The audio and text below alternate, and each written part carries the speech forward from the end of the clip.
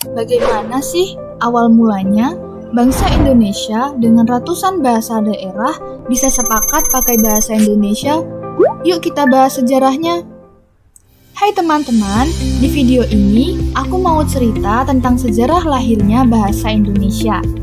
Bahasa yang sehari-hari kita pakai ternyata punya kisah perjuangan yang luar biasa loh. Bahasa Indonesia berasal dari bahasa Melayu yang sudah ada sejak abad ke-7 sebagai bahasa penghubung di Nusantara dan Asia Tenggara. Dibuktikan dengan prasasti-prasasti kuno.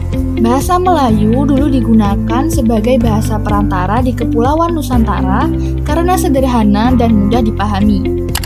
Pada abad ke-19, bahasa Melayu digunakan dalam surat kabar, karya sastra, dan pergerakan nasional. Bahasa ini menjadi sarana untuk menyebarkan semangat kemerdekaan. Puncaknya yaitu pada 28 Oktober 1928 saat Sumpah Pemuda. Pada saat itu, para pemuda Indonesia menyatakan ikrar bertumpah darah satu tanah air Indonesia, berbangsa yang satu bangsa Indonesia, dan menjunjung tinggi bahasa persatuan, yaitu bahasa Indonesia. Sejak saat itu, bahasa Indonesia menjadi simbol persatuan. Walaupun kita punya lebih dari 700 bahasa daerah, tetapi dengan satu bahasa persatuan, kita bisa tetap kompak sebagai bangsa yang besar.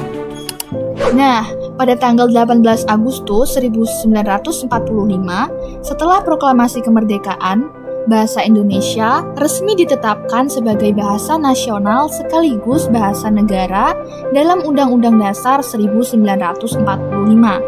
yang artinya bukan hanya untuk komunikasi sehari-hari, tetapi juga dipakai dalam pendidikan, hukum, pemerintahan, dan kehidupan resmi negara.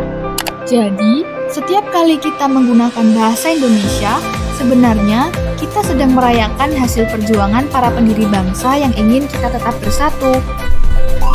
Bahasa Indonesia bukan sekedar alat komunikasi, tetapi juga identitas kita sebagai bangsa.